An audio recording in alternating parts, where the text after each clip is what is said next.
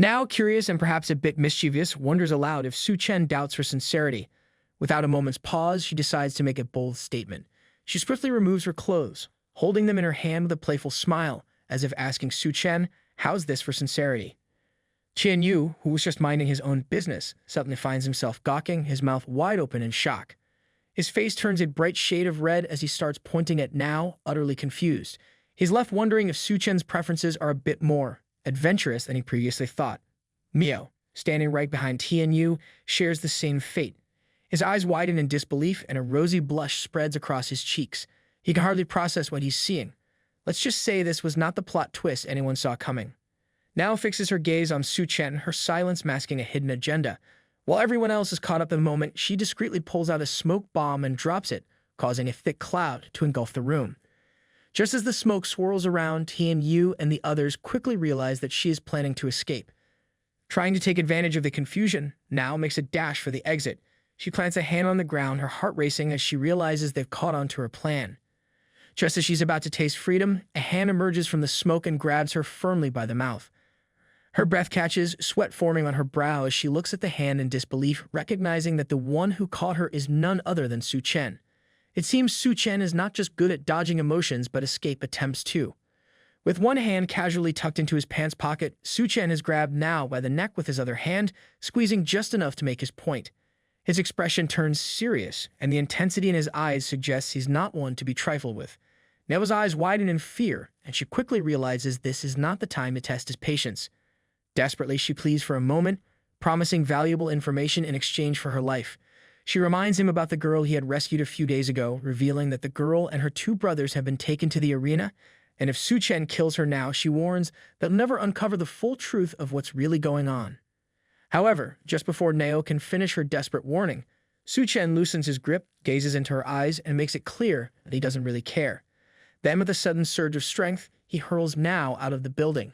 The apartment glass shatters as her body crashes through it, sending shards flying everywhere. She plummets downwards and lands with a splash into the floodwaters below.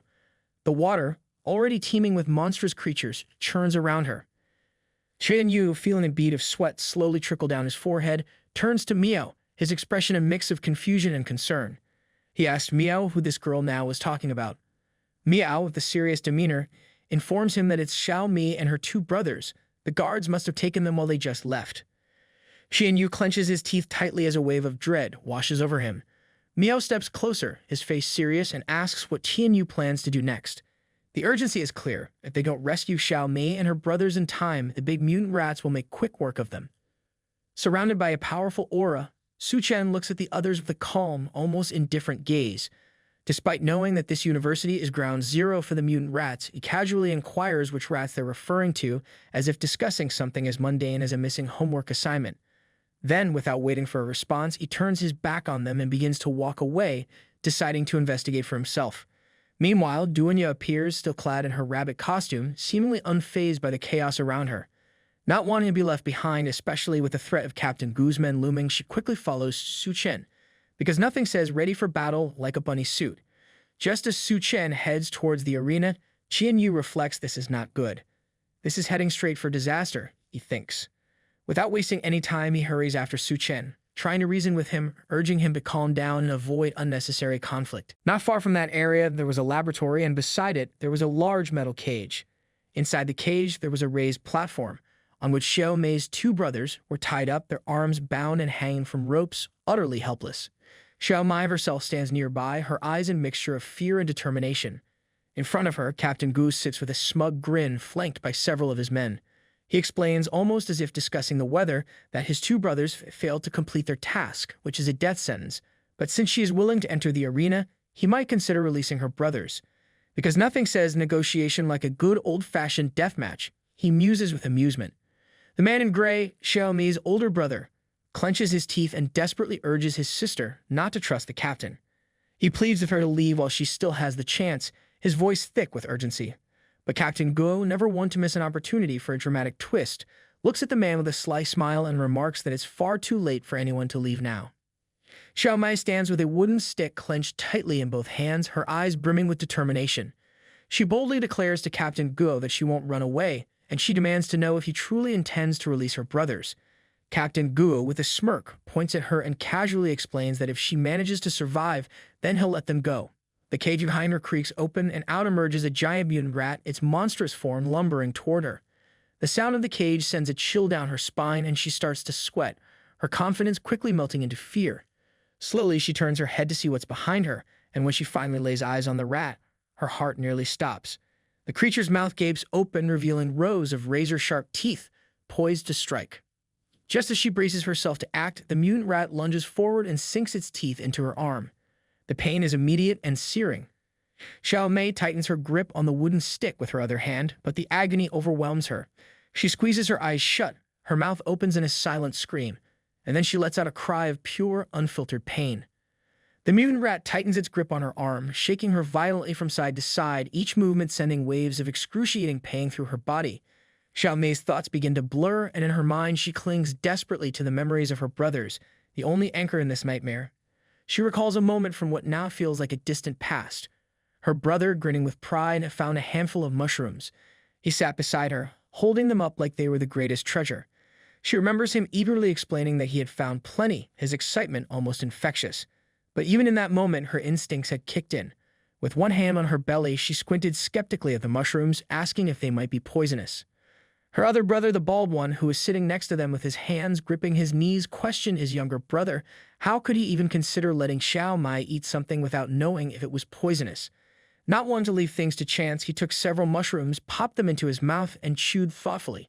He figured if he didn't keel over, then it would be safe for Xiao Mei to eat them too. Upon seeing this, both Xiao Mei and her other brother stared in shock, their mouths hanging open in disbelief. With confused expressions, they couldn't help but wonder if their bald brother had completely lost his mind. Mushroom testing 101. This is not how it's done, they thought in unison. It didn't take long before the mushrooms began to take effect. Their bald brother let his arms drop limply to his sides, his mouth opening wide as foam started bubbling out. He mumbled something about seeing a sky full of red umbrellas, his eyes unfocused and dreamy. Realizing the gravity of the situation, her other brother quickly put his arms behind his head, a clear sign that these mushrooms were indeed poisonous. Xiao Mei, still in shock, mirrored the gesture, her hands on her head as she frantically begged her brother to spit out the mushrooms. She recalls the day her brothers prepared to leave. With their backs turned to her, they each glanced back over their shoulders. Her second brother, with a cheerful look, assured her that once they completed their task, they'd earn valuable contribution points. Her baldy brother, with a reassuring smile, promised her that soon she wouldn't have to go hungry anymore. With a calm demeanor, her second brother asked her to remember to behave and not to run around too much, while the bald one, with a sincere expression, vowed that when they returned, they'd all share a delicious meal together. Back in the present, as the mutant rat viciously attacks Xiao Mei, her brothers are gripped with panic. Tears stream down the face of her second as he desperately calls out to her, begging her to run fast and not worry about them. Her baldy brother, equally terrified and drenched in sweat, urges her to flee, reminding her that she still has a long life ahead of her. Captain Guo, with a hand under his chin, watches the scene unfold, a smile playing on his lips as he thinks to himself that the siblings are far too noisy. With a casual command, he orders them both to be quiet. One of his men, eager to obey, kicks the log supporting Xiao Mei's brothers, causing the ropes around their necks to tighten. They begin thrashing, their bodies writhing in pain as they clench their teeth and scream, the ropes strangling them mercilessly. Meanwhile, the mutant rat continues to gnaw at the little girl's arm, its sharp teeth digging deeper into her flesh. She glances to the side, and upon seeing her brothers being strangled, a wave of panic washes over her. The rat, sensing her distress, bites down even harder and starts to drag her. But Xiao Mei, determined not to let this be the end, grips the wooden stick with all her strength. With her teeth clenched, she resolves to fight back. Raising the wooden stick high above her head, she gathers every ounce of her courage and plunges it into the mutant rat's eye. The rat recoils in pain, its jaws releasing her arm as it howls in agony. Xiao Mei collapses to the ground, her body weak and trembling. She lands on her knees, one elbow braced on the ground, the other hand trying to steady herself as she struggles to stand despite her injuries. Xiao Mei, clutching the wound on her arm with one hand, starts running toward her siblings, her heart pounding with desperation. Tears stream down her face like a river as she pleads with her brothers to hold on just a little longer. Each step is a struggle, the pain in her arm throbbing with every movement, but she forces herself forward, determined to save them. Behind her, the mutant rat, enraged and with the wooden stick still lodged in its eye, begins to close in. Before she can react, the rat's paw slams into her back, sending her crashing to the ground. Captain Go, amused by the sight, raises a hand to his mouth as he gazes at the sky, laughing. To him, the idea that a little girl like her could save anyone is nothing short of a joke. In his eyes, they're nothing but trash, and the notion of them surviving is pure fantasy. Lying on the ground, Xiao Mei's tears mix with the dirt as she clenches her teeth, refusing to give up. Despite the pain and the hopelessness of the situation, she starts crawling toward her siblings, her only thought being to reach them in time. She begs them to hold on just a bit longer, even as the mutant rat, furious and bloodthirsty, approaches from behind, ready to finish her off. Little by little, the ropes tighten around her brothers' necks, choking the life out of them. Xiao Mei, tears streaming down her face, looks at them with a heart full of sorrow, questioning why this is happening to them when all they wanted was to live. Despair grips her as she wonders who, if anyone, could possibly save them now. Just as all hope seems lost, Suchan appears out of nowhere. With a single powerful strike of his hand, he decapitates the mutant rat, tearing its head clean off. He stands over the fallen creature, his expression serious and silent, as if this brutal act was merely a necessary task. Xiao Mei, still lying on the ground, turns her head back to see what has just happened. Her eyes widen in disbelief as she takes in the scene. The mutant rat's headless body slumps lifelessly beside her. Overwhelmed by the sudden turn of events, Xiao Mei begins to cry even harder, the tears flowing freely as she tries to process what she's witnessed. Chen Yu, Miao, and Duan Yao arrive at the scene, each reacting differently to the sight before them. Chen Yu is left speechless, his thoughts racing as he realizes that Suchan might be far too impulsive for his own good. Miao, on the other hand, is in shock, utterly taken aback by Suchan's raw strength. Meanwhile, Duan Yu feels a twinge of fear creeping in. She has no idea what Suchan might do next, and the uncertainty terrifies her. Captain Guo, witnessing Suchan kill the mutant rat with a single blow, undergoes a drastic change in demeanor. Terror flashes across his face as he stares at Suchan, unable to comprehend how someone could be so powerful. Suchan, seemingly unfazed, brings his hand to his face, examining it with a calm gaze. The ease with which he defeated the rat leads him to conclude that it was nothing more than a large but ultimately weak creature. He also notes that it lacks a core, making it feel different from other common mutants he's encountered. Captain Guo, trying to mask his fear with bravado, sneers at Suchan, calling him a bastard. He quickly gives the order to his men to open the cage, determined to test Suchan further. As the cage creaks open, several giant mutant rats begin to emerge, each one fixing Suchan with a murderous gaze. But Suchan remains unfazed. He simply places both hands into his pockets, staring at the ground in silence, as if the approaching danger is nothing more than a mild inconvenience. Seeing Suchan's apparent indifference, Captain Gu interprets it as a death wish and decides to grant it. While Suchan is busy fending off the rats, Chen Yu and Miao manage to successfully rescue the captive siblings. Once they're safe, Chen Yu suggests they take a moment to rest. The elder bald brother, catching his breath, calls out to Xiao Mei, who immediately responds, checking if her brothers are okay. With a grateful expression, the elder brother acknowledges how fortunate they are to have Xiao Mei. He credits her with saving them, a rare moment of warmth amidst the chaos. Xiao Mei, overwhelmed, hugs Duan tightly, pointing out that it was all thanks to Suchan that everyone was saved. Because let's be honest, without Suchan, this rescue might have been more of a rescue attempt. Meanwhile, a pair of wet feet makes their way across the scene, belonging to none other than the elusive female assassin now. The mad scientist appears beside her, curiously inquiring whether the man down there is the special research subject she had mentioned. Now, with a calculating gaze, confirms, saying that if they can harness Suchan's genes, they could potentially solve the instability issues they've been facing. That breakthrough that seems inevitable. The mad scientist, intrigued, agrees but adds that the giant mutant rats, enhanced with the latest technology, are now larger and more ferocious than ever. However, he notes with cold indifference that if Suchan were to die here, he wouldn't be worthy of becoming his special research material. Standing on a high rack, the mad scientist suddenly freezes, his eyes widening as he witnesses Suchan below, effortlessly wielding a knife to dispatch the evolved rats.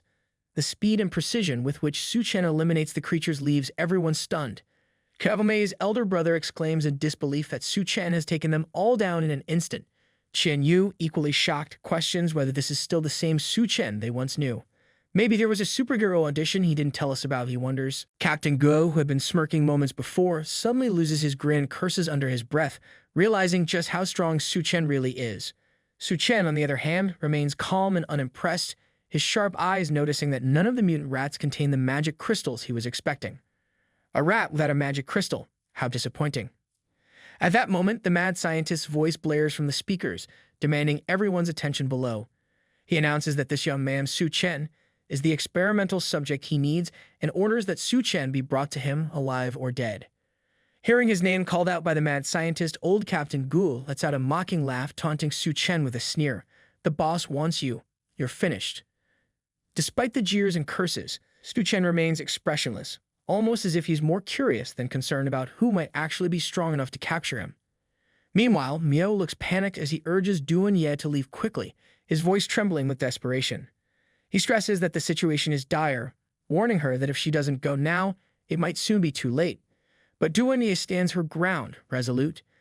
She declares that she will not leave as long as Suchan is here. She refuses to go anywhere. Even though she knows how incredibly strong Suchan is, concern lingers in her eyes and frustration is clearly visible on her face. Old Captain Gu spoke loudly, his voice dripping with mockery as he addressed Chen Yu. He pointed out that people say he and Suchan are like brothers, but reminded him that their future existence depends on their boss. With a taunting laugh, he asked how Chen Yu would choose, warning him not to be ignorant. Gu advises Chen Yu that the wise obey, and only by doing so he can survive. It's not every day someone tries to sell obedience as the latest survival strategy. Suchan, sensing the tension, asked Chen Yu what was really going on. Finally, Chen Yu replied, revealing that the man upstairs is Leu Hian. At the beginning of the apocalypse, Leu Hian developed a drug that could make people stronger, and with it, he seized control of the school. However, this drug has side effects.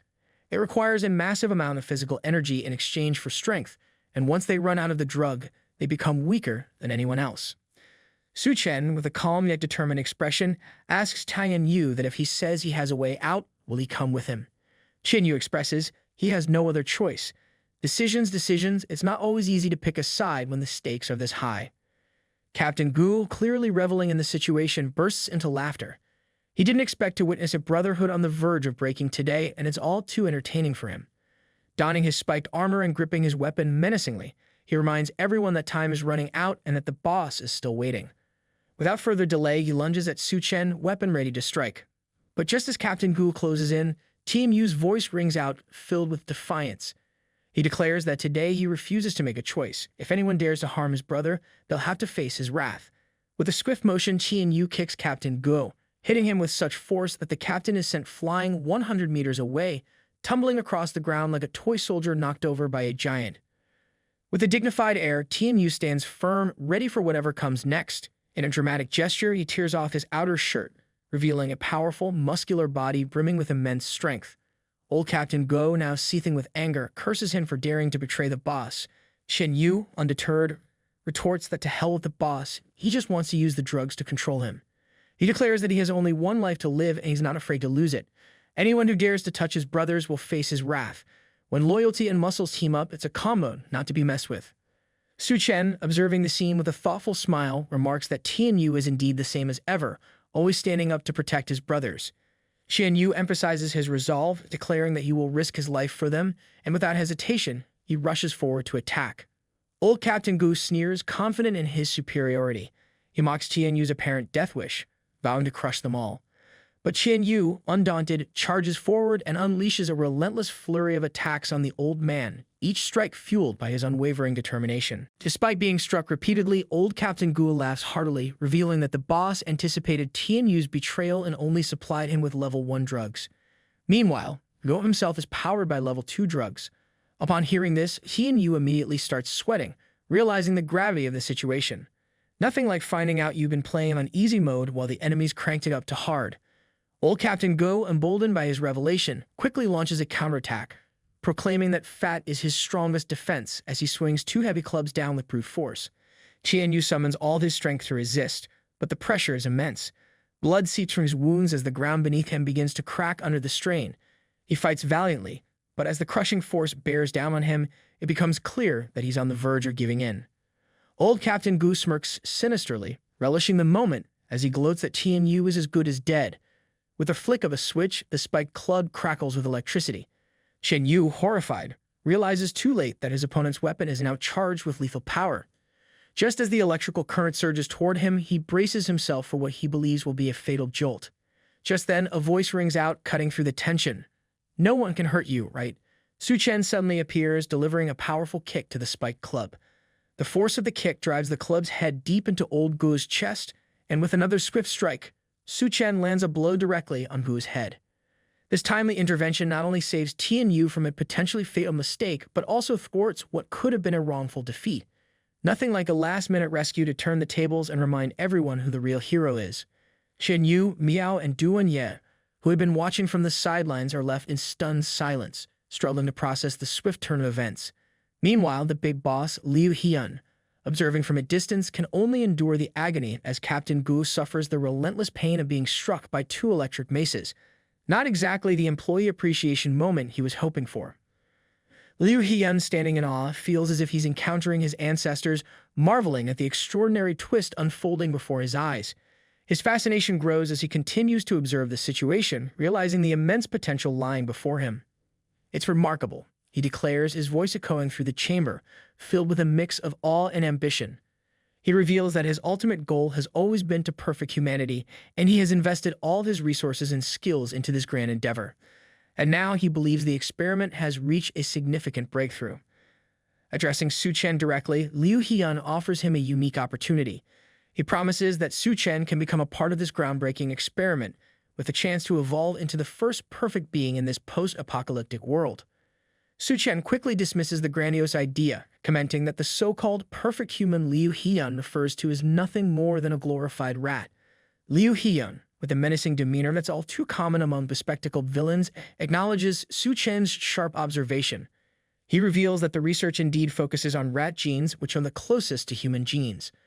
With a sinister grin, he elaborates on his plan to use these genes to create an army of rats and conquer the post-apocalyptic world, a vision he considers nothing short of paradise. Suchan's face twists in disgust. The very idea strikes him as utterly foolish. But before he can voice his contempt, a startling sound is heard nearby. Now the assassin emerges from the shadows, weapon in hand, aiming carefully. Meanwhile, with a cold determination, Leu Hian declares that Suchan still doesn't grasp the full magnitude of evolution. He promises to broaden his perspective, just as a gunshot rings out. Suchan, relying on his keen reflexes, swiftly evades the bullet, immediately understanding the gravity of the situation. However, the shot wasn't intended for him, but for the old man, Captain Go. The effects of the bullet quickly take hold, and the wretched Captain Go, emerging from the brink of death, undergoes a grotesque and horrifying transformation. The once familiar old man is now a nightmarish creature, his face distorted beyond recognition, engulfed by 2 menacing spikes. His limbs, once human, have twisted into something monstrous, completely losing their original form. As everyone witnesses this disturbing metamorphosis, their faces turn ashen with shock and fear. Chen Yu, unable to hide his astonishment, remarks that this new form is unlike anything they've seen before, while Yunyan, her voice trembling, questions what kind of horrific research these people are actually conducting. Because when you think things can't get worse, they usually do. The boss, Leu Hian, watches with twisted satisfaction and comments that Captain Gu is a sumo wrestler, with his bulk making him naturally resistant to hits. He adds that the level 3 drug just injected into Gu has significantly boosted his strength and regenerative abilities, rendering him nearly invincible. The once recognizable Captain Gu has now morphed into something straight out of a horror story, with extra eyes sprouting along his arms and menacingly sharp teeth gleaming with malevolence. With an air of arrogance, Leu Hian proclaims that this is the true power of evolution. He taunts the group, declaring that they're up against a level 3 evolved being and that they should know their place and serve him. Because nothing says join me like an offer you literally can't refuse unless you enjoy the company of mutated monsters. In response, Suchan defiantly raises his middle finger, making it clear that while turning people into monsters might seem impressive, it's far from something to be proud of. Because when words fail, a well-timed gesture speaks volumes. Leu Hian, infuriated, calls Suchan an ignorant fool and immediately orders the mutated Captain Gu to kill him and extract his genes from his corpse. With the order given, the transformed Captain Gu lets out a fierce roar and charges at Suchan, morphing into a Sonic-like figure, rolling towards him with deadly intent. The scene is so startling that everyone around is immediately filled with concern for Suchan. Yunyan, her voice laced with worry, shouts for Suchan to be careful. Yet Suchan remains composed, facing the terrifying electrified monster head-on. With both hands ready for combat, he fights back, commanding "stop," as if daring the monstrosity to even try. The monster pauses, and Suchan, with a smirk, continues, questioning the logic behind thinking that adding 2 batteries to a weapon would actually electrocute someone. To prove his point, he forcefully shoves the power source into Captain Go's mouth. Guo, completely misunderstanding the situation and thinking he's being fed, bites down hard, which results in a deafening explosion. Clearly not the kind of meal he was expecting. After the explosion, Suchan turns around with an air of confidence only to find Chen Yu and Duanya watching him with anxious expressions. Chen Yu, still uncertain, wonders if Captain Guo is really dead. Leu Hian, astonished by the unexpected use of explosive pins, comments on the surprising damage inflicted. However, he quickly reminds himself that the Class 3 medicine has potent healing capabilities. Sure enough, Captain Guo's face begins to rapidly heal, his features shifting from a somewhat human-like appearance into something far more monstrous. He morphs into an even more terrifying form, making it clear that the fight is far from over. Leu Hian chuckles, taunting Suchan with a smirk, suggesting that he's powerless against the might of evolution. Nothing like a little villainous gloating to really set the mood. Without missing a beat, Suchan ascends into the air and delivers a powerful punch to the monstrous Captain Guo. However, it quickly becomes clear that this single strike isn't enough to bring the beast down. Undeterred, Suchan follows up with a flurry of precise strikes, moving with the skill and grace of a seasoned martial artist. As he fights, he reflects on how few people in this era are aware of superpowers, and he remains determined to keep his abilities under wraps. A hero's got to keep some secrets, after all. To ensure his powers stay hidden, Suchan uses his abilities to make the battle arena nearly invisible to onlookers. This causes Duanya to fret, commenting on how the dust is obscuring their view. Meanwhile, Suchan marvels at his own clear line of sight, quietly wondering if the viewers are as confused as they should be. Leu Hian, curious and perhaps a bit uneasy, wonders what Suchan is planning now. Meanwhile, Suchan reflects that this guy keeps recovering, complimenting that Leu Hian's research is quite something. But his space doesn't just contain supplies. Beyond the obvious material wealth, he has prepared a variety of other surprises, because sometimes a good twist is worth more than gold. Suchan then unveils his ultimate secret weapon, a massive heap of rocks, iron, and steel, all sourced from different constructions and now destined to be crushed into a sticky, unholy mess. Who knew construction debris could double as a doomsday device? Captain Guo, initially paralyzed, expecting a feast of power, instead finds himself confronted with a chaotic assortment of debris. Outside, the tumultuous sounds of battle reverberate, though the true source remains hidden. It's one thing to face a monster, but quite another to face an avalanche of junk with a bad attitude. Chen Yu and Duanya exchange bewildered glances, both questioning the origin of the strange noise. Meanwhile, Leu Hian, drenched in sweat, mutters under his breath, convinced that Suchan is conjuring some demonic trick. Because when all else fails, blame the dark arts. As the dust begins to settle, a mountain of rubble and a lone figure emerge, leaving Chen Yu, Duanya, and Miao in stunned silence. Before them stands a towering mound crafted from a chaotic mix of materials like iron and steel, effectively transforming the battlefield into a formidable fortress. At the top of this new creation, Suchan sits unscathed and composed like an indomitable ruler surveying his domain. Beneath the rubble lie the futile efforts of his adversaries, buried and broken. It's not every day you see someone turn a construction site into a throne room. Leu Hian, now stripped of his menacing demeanor and overtaken by panic, shouts in desperation. His voice trembling, he declares that he doesn't care who Suchan is or how he managed to bring all this debris here, but if Suchan dares to strike him down like a dog, he swears to ensure Suchan meets a death without a burial. Frantically, he gestures at the circling monstrous figures, signaling the dire threat looming over him. Nothing like a last-ditch threat when all else crumbles around you. Suchan, his demeanor unchanged, coolly cracks his joints and replies with a calm resolve that he has no intention of letting anyone go either. Because when you're sitting atop a mountain of rubble like a king, idle threats don't exactly make you flinch. Duanya looks around and quickly notices that they are surrounded. Chen Yu and Miao also begin to panic at the sudden appearance of multiple mutant individuals and transformed rats. Duanya adds that all those people who were in the lab have now been twisted into monstrous creatures. Suchan calmly informs Duanya and Chen Yu that Leu Hian is their primary target and that eliminating him is the key to ending this chaos. He directs Duanya and Chen Yu to handle the mutated ratman while he personally goes after Leu Hian. As Duanya processes the command, she realizes the weight of the situation. Failing to prove her worth could cost her everything. Steeling herself, Duanya reassures Suchan that he shouldn't worry, promising to manage the situation with the mutated rats. Because when the stakes are this high, there's no room for hesitation, only action. Before heading to the research lab, Suchan instructs Duanya to call out loudly if she needs any help. With his departure, Duanya quickly rallies the team, confidently informing them that she will focus on controlling the rats while they concentrate on eliminating them. Despite her determination, she faces a daunting challenge. She has never controlled so many rats at once before. However, her resolve to stay close to Suchan fuels her perseverance, because nothing says motivation like trying to impress the boss. Meanwhile, Leu Hian, observing the unfolding events from the research lab, grows increasingly concerned. He anticipates that the traders will soon become food for the ratmen. But just as he's savoring this thought, a report reaches him that Suchan has incapacitated the building's security personnel and breached Miss Yun's room. Furious, Leu Hian seethes at the audacity of Suchan's intrusion and immediately commands his men to inject the Doomsday gene into his own body. When in doubt, go full mad scientist mode. His men hesitate, warning him that the gene fusion is still unstable and extremely risky. But Leu Hian, dismissing their concerns, insists they follow through with his orders. He resolves to handle Suchan himself, convinced that this drastic measure is the only way to put an end to the threat. Meanwhile, Suchan, having broken into the research lab, encounters a multitude of grotesque demons, twisted creations born from Leu Hian's experiments. As he navigates through the lab, he is taken aback when he suddenly spots Yunyan inside an experimental containment unit wrapped in strange bandages. This is the same girl he had met before the apocalypse, and seeing her in such a state puzzles him. He never anticipated running into her again, especially under these circumstances. Bars are supposed to be where you meet people, not twisted labs. Acting quickly, Suchan smashes the container to free Yunyan. As soon as she's out, she regains consciousness and is overjoyed to see him. Suchan comforts her, promising to get her out of this nightmare, but Yunyan, in true post-apocalyptic fashion, mentions that she's hungry. Suchan reassures her that he'll find something to eat once they're safely away.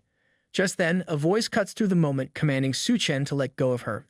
An ice arrow suddenly flies toward him, but fortunately, Suchan intercepts it with his bare hand. Infuriated, Leu Hian demands that Suchan remove his filthy hands from Yunyan, asserting that she is the woman he has chosen. Suchan, taken aback by Leu Hian's iced abilities, retorts with sharp sarcasm, questioning whether Leu Hian thinks he's simply shopping for merchandise, because in a twisted world, even lunatics need a reality check. Leu Hian, unfazed, responds that in the apocalypse, ordinary people are nothing but ants, and that someone with the power of evolution, like himself, is destined to rule the world. He claims that it's an honor for Yunyan to be with him. Modesty clearly didn't make it for the end of the world.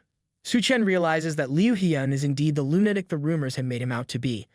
At that moment, Yunyan embraces Suchan tightly, her fear palpable as she asks him not to leave her, confessing that she's scared. Suchan reassures her, promising that he would never leave her again. As Suchan comforts her, Leu Hian's anger flares, unable to contain his fury any longer. Enraged, she charges at Suchan, shouting that Yunyan is his woman and demanding that Suchan let go of her.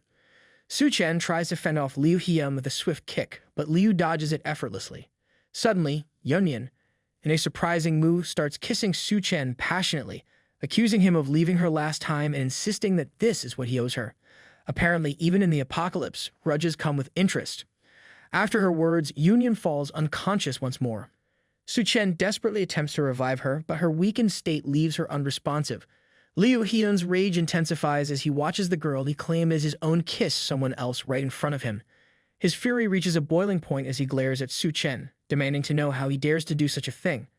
Consumed by his anger, Leu Hian declares that if this is how it's going to be, then they can all go to hell together. With a surge of intense energy, Leu Hian transforms into a grotesque mutated rat, fully embracing his monstrous form. He declares with twisted pride that he will now show Suchan the power of a god. Suchan, seething with his own anger, responds with a single word, "Come." His voice is calm, yet filled with resolve, as he challenges Leu Hian to show him what he's got.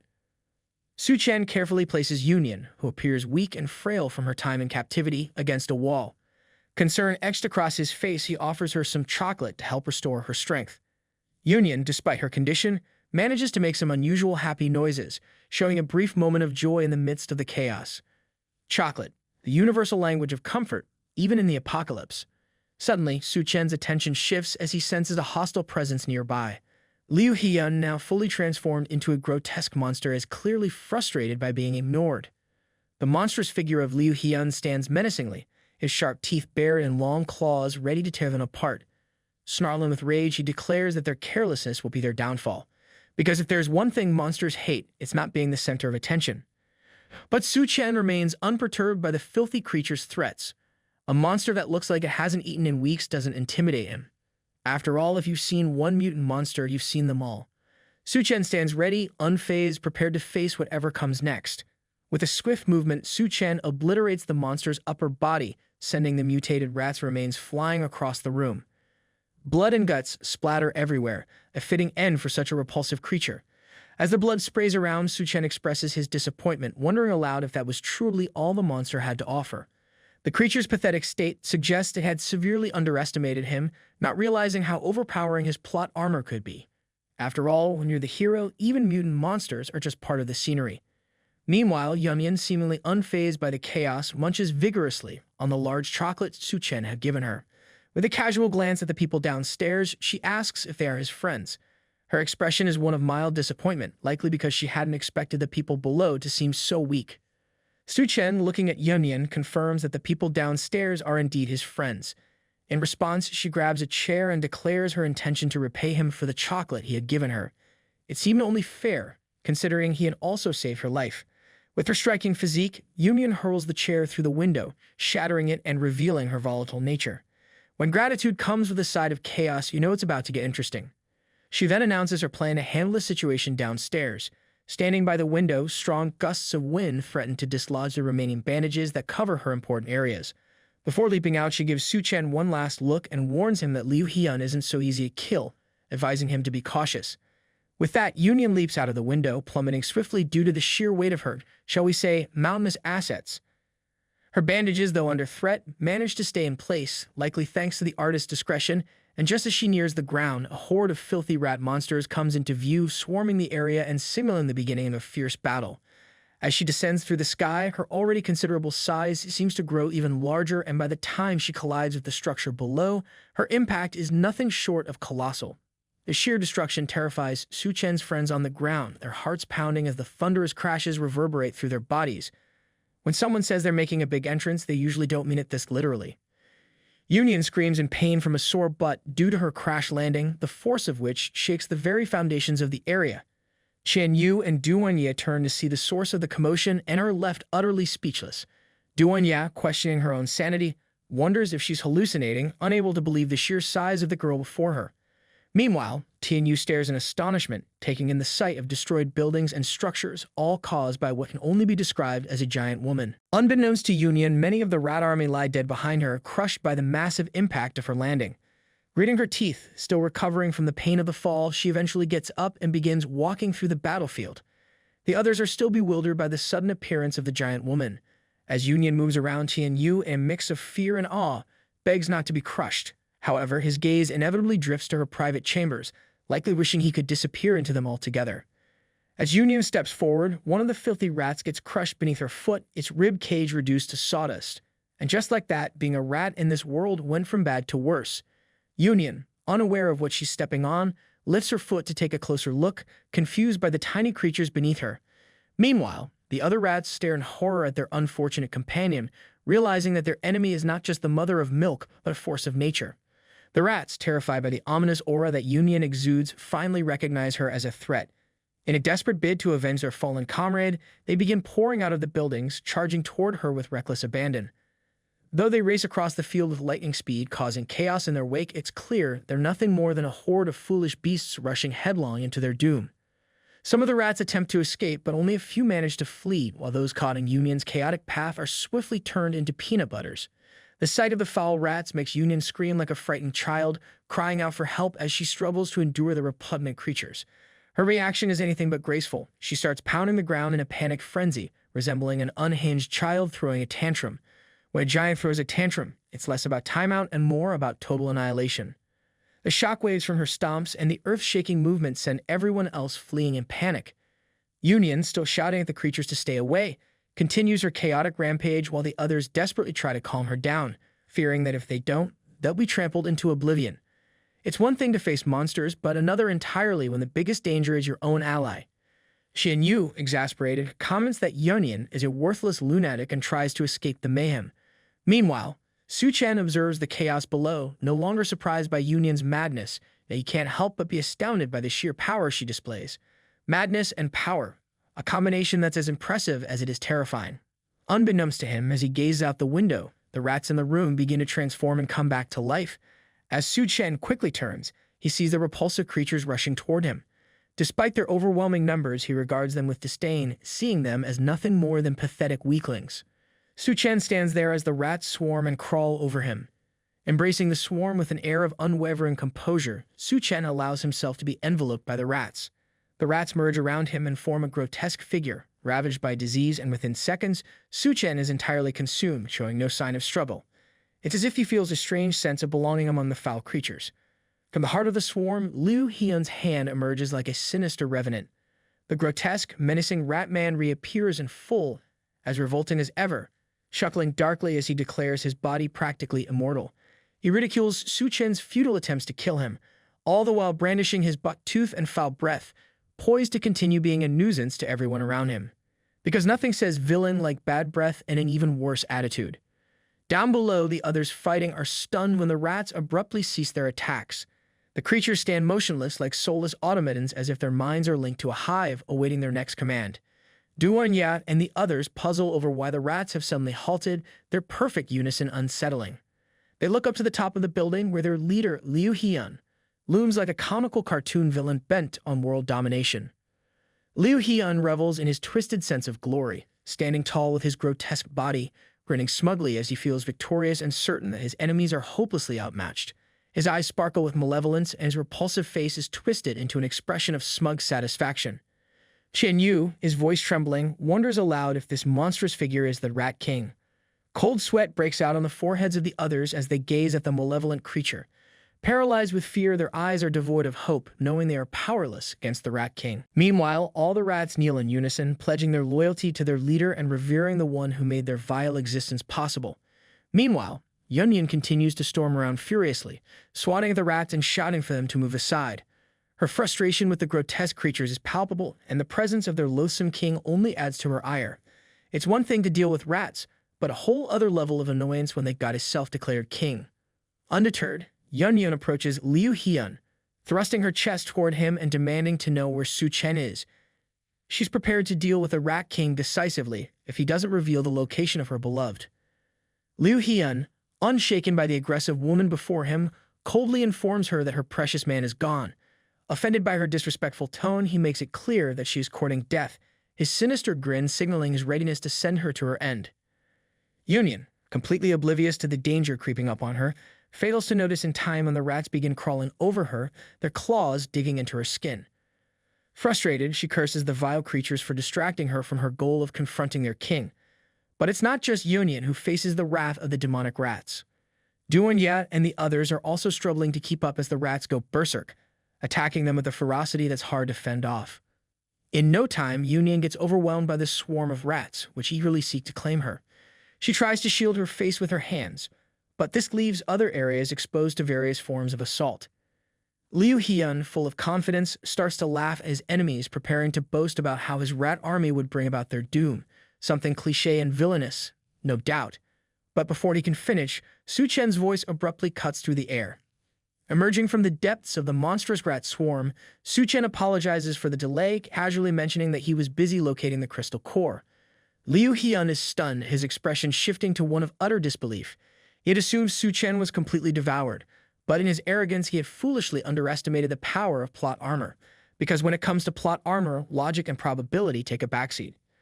Suchan tears open his chest with his bare hands and emerges from the foul abyss, cleaving the Rat King in two with a single decisive strike. As he steps out, his gaze is fierce and glowing red, his body marked with radiant, pulsating symbols. Despite being split in half, Leu Hian struggles to comprehend what has just happened, his mind refusing to accept the reality before him. Suchan gazes down, feeling like the ultimate being in the universe. In his hands, he holds the Rat King's crystal core, the very essence of his enemy's power. With the Rat King's crystal core gone, the mutated rats become even more vicious and crazed. Barricades barely hold them back as they squeeze their twisted bodies through the smallest of gaps. More of the filthy creatures start appearing from every tight space and corner, eagerly seeking their next target. They pop out of holes in the walls and from the ground, clutching the dead bones of their pathetic victims as they unveil themselves. It's as if the world decided to let every nightmare crawl out from under the bed. Yunyan and the others, still caught in the midst of the battle, are both irritated and disgusted by the sight of these repulsive monsters. Chen Yu, in particular, complains loudly about how the rats are squeezing through the tiniest spaces, his voice tinged with panic. He yells at the bald brother of Xiao Mei to watch his step near a ditch. When life gives you giant rats, running becomes a team sport. The bald meathead, however, freezes in his tracks as he sees a rat emerging from the sewers. He grits his teeth and stands still, hoping the monster will pass him by. Unfortunately, the rat, sniffing around for its next meal, locks onto him. Sadly for the big bald brother, playing statue was never a winning strategy. As he tries to move, the rat grabs his leg with a firm grip. The poor guy's fate is practically sealed. If only he hadn't skipped leg day, he might have had a chance. The bald brother, confused and terrified, has no idea what to do as more rats emerge, driving him down into the depths of their sewage lair. He screams and struggles, desperately clawing at the ground and yelling at the rats to let him go, but there is no hope for him. The monsters aren't about to pass up a feast, and the baldy is more than enough to feed their entire horde. Sometimes, when you're the main course, there's just no talking your way out of it. Despite his best efforts to escape, the rats hold him firmly, their grip unyielding. His younger brother, the incompetent fool who has been standing by, calls out helplessly to his big brother, while the little girl clings to his shoulders, tears streaming down their faces as they watch the horrific scene unfold. They do nothing, not because they couldn't try, but because they're too inept, too paralyzed by fear to act. As the bald brother is dragged away, he tries to muster some honor in his final moments, telling them not to worry about him. With a wretched look on his face, he instructs his little brother to take care of their sister. His voice fades out gradually, swallowed by the grotesque sounds of the rats feasting on his flesh. The rats retreat to their depths to continue their grim meal, but the foolish younger brother keeps calling out for his big brother, even though the ditch has already closed up. He shouts at the rats not to do it, as if his cries could change anything. Maybe if he had tried helping instead of screaming like a deranged idiot, the outcome might have been different, but it's too late now. The baldy is gone, and there's nothing left to do but mourn what could have been. Meanwhile, Chen Yu is completely exhausted, barely holding on as he tries to keep the rats at bay. His face is covered in injuries and blood drips from his mouth. His eye bags are so heavy that he looks like a student who stayed up all night cramming for a crazy test, only to find out the exam is on something entirely different. It's one thing to face monsters, it's another to do it on zero energy. Chen Yu admits that the whole situation is too much for him, and he looks like he's about to pass out. Suchan needs to show up fast and save his sorry butt, but before it's over, Chen Yu uses what little strength he has left to keep fighting back the rats. He slashes at the monsters as they approach, but he knows he's reached his limit. The rats, sensing weak prey, swarm in even more aggressively. At this point, Chen Yu is practically seeing Jesus. He's beyond exhausted, barely able to keep his eyes open. His arms give out, and he's panting like someone who's just been through several rounds of you-know-what. Meanwhile, Yunyan is also being overrun by the relentless critters, all of them eager for a taste of her milk tanks. She's struggling to keep them away as they claw and bite at her, causing her to wince in pain. The buildings around her take collateral damage from her massive size as she thrashes about, trying to shake off the onslaught. Even giants have their limits, and Yunyan is starting to feel hers. Yunyan is in a similarly dire situation, about to lose everything as the rat monsters close in on her. She tries to fend them off, but there are just too many, and she realizes it's impossible to block them all out. The rats run frantically toward her, and she's left with a horrifying realization that there's nothing she can do to stop them. Chen Yu, looking utterly defeated and barely holding on, mutters that only Suchan could rescue them from this nightmare. Desperation in his eyes, he glances up the roof of the building, hoping, praying that his savior would appear to help his unfortunate life, because at this point they were barely surviving. Suddenly, he notices a black shadow at the top of the building. Cold sweat begins to trickle down his face as the mysterious figure leaps from the roof, landing with the grace of your friendly neighborhood Spider-Man. As it lands, the figure crushes several of the filthy rats, sending the rest scattering. The shadow's aura is immensely powerful, and Chen Yu is frozen on the spot, paralyzed by fear. He exclaims that it must be the Rat King and immediately thinks it's the end for him. The thought that the mad scientist might have somehow survived is frightening. But when things are looking this bleak, the universe has a funny way of stacking the odds against you. Tears well up in Duanya's eyes as she contemplates the grim reality. She fears that the love of her life, Suchan, has failed to defeat the Rat King. The mere thought that a hunk like him could have failed the mission leaves her short of words. The monster speaks to them, telling them not to be afraid, but with those piercing eyes and that ugly aura, staying calm is easier said than done. Let's be real. Nothing about this situation screams relax and take a deep breath. However, Duanya recognizes the voice as Suchan's, and a wave of relief washes over her. His voice brings her a brief moment of comfort, cutting through the fear that grips her. As the shadow begins to dissipate, Suchan's face emerges. He explains that the remaining consciousness in the crystal core had tried to devour him, but thanks to his unbeatable plot armor, he is holding it back. With the mental fortitude of Professor Xavier, he wasn't going to lose a battle of mental strength. Because when you've got plot armor and a mind like a steel trap, not even a sentient crystal can mess with you. With a wicked smile on his face, Suchan watches as the shadow slowly fades away from his body. Chen Yu, who has been paralyzed with fear, is now flooded with relief. It really is his friend underneath that menacing aura, not some disgusting monster. He can't believe it, but is incredibly happy that he isn't about to be sent to an early grave. If Suchan hadn't revealed himself, Chen Yu might have died a pathetic virgin. Talk about dodging a bullet. Suchan, ever the hero, thanks his useless friend for all the hard work he's done. Just as the shadow fully dissipates from Suchan's body, the mutated rats fix their bee eyes on him, clearly wanting revenge for their fallen master.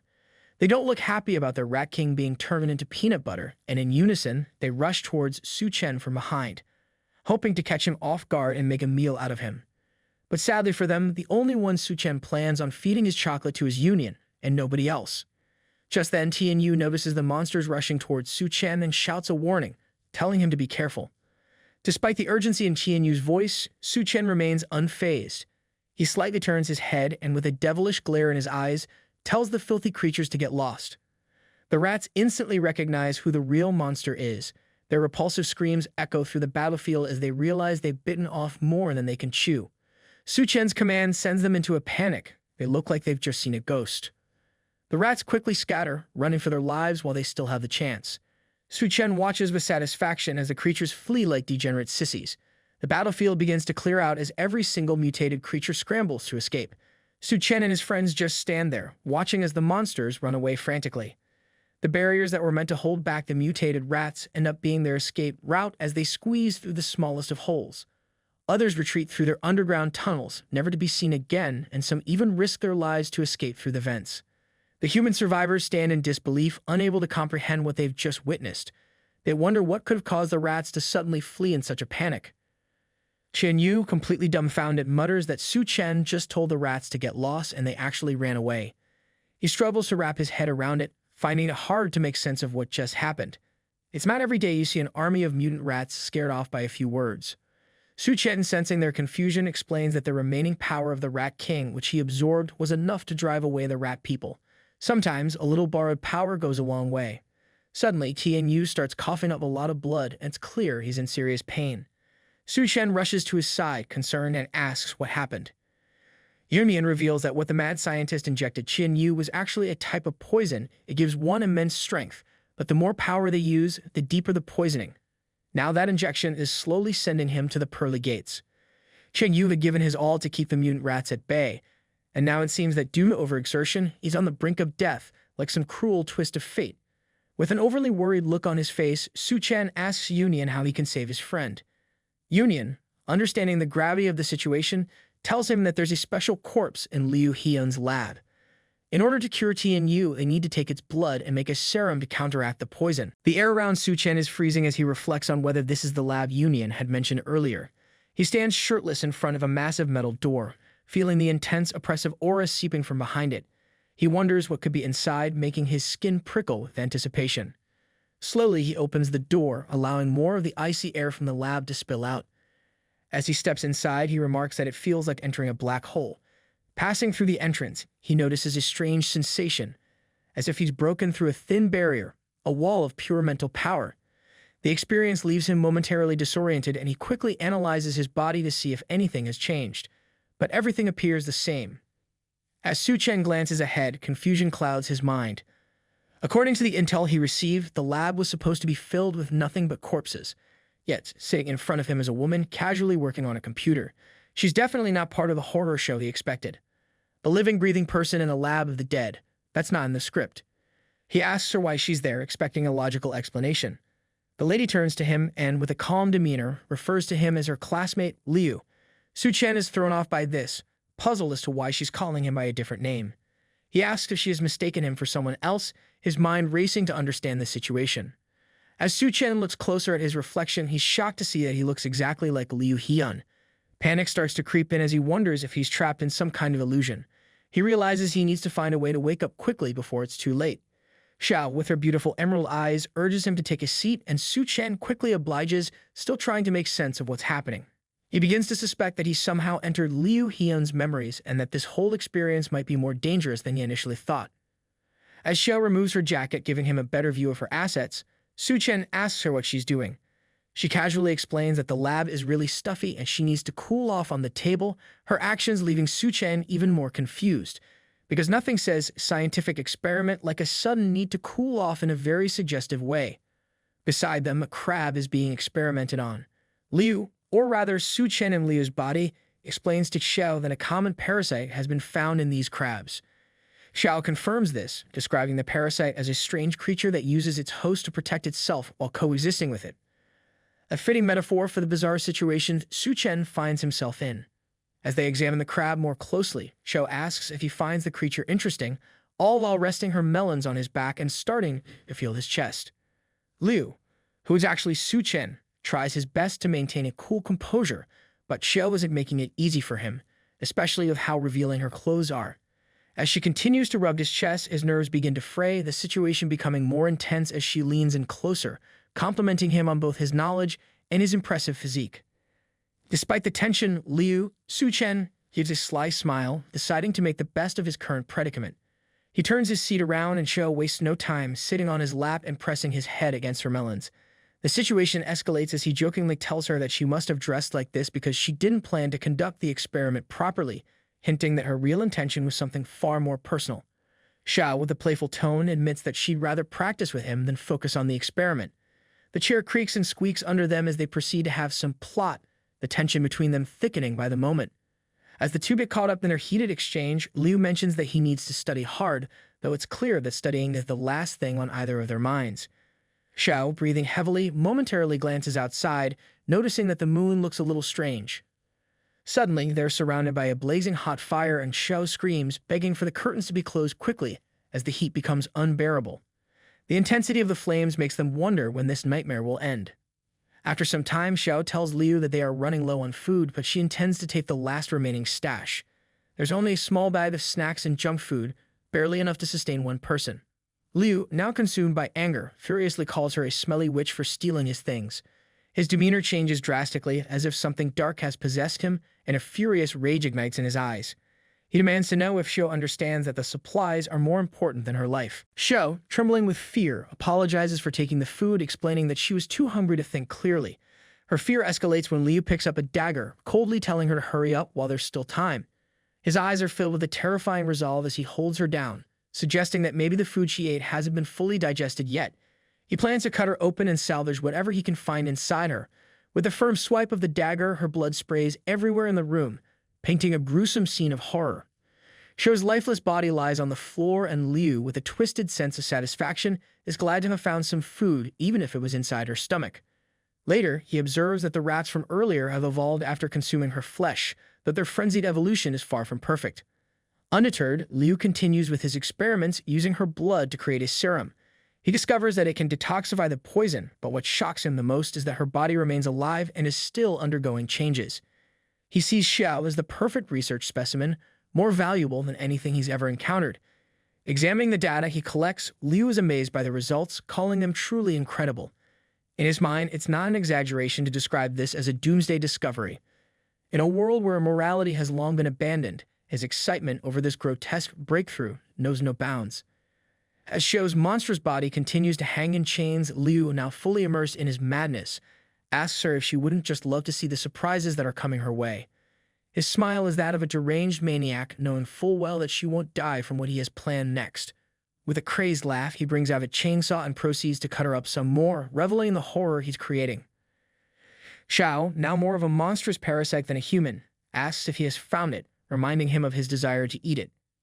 As Liu holds a crystal core in his hands, Xiao's maniacal laughter echoes through the room. She urges him to stop hesitating and devour the crystal quickly, because who wouldn't want a quick snack in the middle of a mad science experiment? But Liu, with a twisted grin, dismisses the crystal core as nothing more than rotten meat and shatters it between his fingers. Xiao, taken aback, wonders how he figured it out. Slowly, Liu's image begins to fade, revealing Suchan's true face. Suchan calmly explains that if he had actually been holding a real crystal core, she would have met her end long ago. It's always a good idea to check the fine print before snacking on cursed crystals. The monstrous parasite, now realizing the deception, angrily questions how Suchan was able to destroy her illusion. She's visibly frustrated, lamenting that a suitable human had finally come along, only for her to fall just one step short of achieving her goal. Suchan, with his insane pecs on full display, slowly reaches for her head, calmly stating his intention to open up her brain. But before he can act, she starts crying out like a wimp, pleading with him to wait.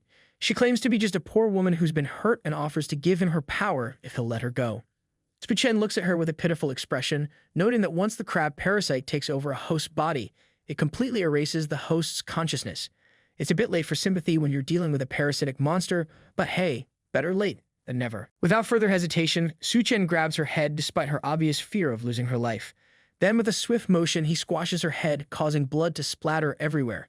He coldly asks if she really thought he would give her a chance. With the crystal core finally in his possession, Suchan feels a wave of relief, glad that nothing went wrong this time. But just as he's about to relax, he notices that Shou's body has turned to ash, and a new worry creeps into his mind. What about the antidote he was searching for? Because nothing ruins a victory like realizing you might have just incinerated your only hope for a cure. He thinks it over and recalls that there must be an antidote in the bottles of medicine scattered around the lab. Meanwhile, as Shou's body continues to fade away, it's revealed that the crab parasite, once it takes hold of its host, forms root-like branches that connect various parts of the host's body. This parasitic relationship allows the crab to control the host's behavior, eventually turning the host into a slave to the parasite. I hope that you liked today's video, and if you did, hit that like button as today's goal is 1,500 likes. Comment part 5 down below for the next part. Also, consider subscribing with the notification bell on to get notified as soon as a new video drops onto the channel. You can also join the channel to support me financially and watch videos before public release. I'll meet you in the next video. Until then, thanks for watching.